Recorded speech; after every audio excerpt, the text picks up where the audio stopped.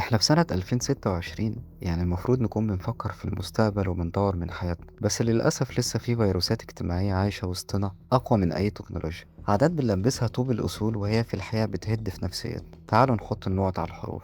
أول حاجة هي التطفل باسم العشم، فكرة إننا نقتحم حياة الناس بأسئلة محرجة بحجة إننا بنطمن، زي ما بتخلفش ليه أو مرتبك كام أو ما خطبتش ليه.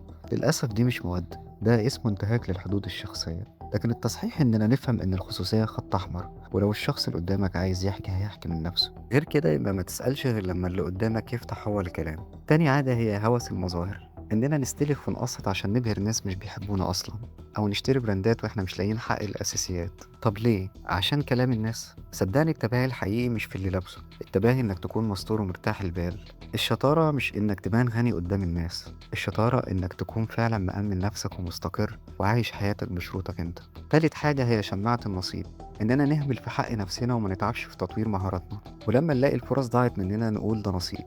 النصيب يا صديقي هو اللي بيجيلك بعد ما تعمل اللي عليك بنسبة 100%. بلاش تتحجج بظروف واحنا لسه ما حاولناش بجد. ابدأ بنفسك وخليك انت التغيير اللي مستنيه. العادات دي مش قدر، دي قرارات بناخدها كل يوم. لو بطلناها شكل حياتنا هيتغير بجد. والسؤال ليك دلوقتي، ايه اكتر عادة مستفزة بتشوفها لسه موجودة معانا لحد النهاردة؟ قولي في التعليقات.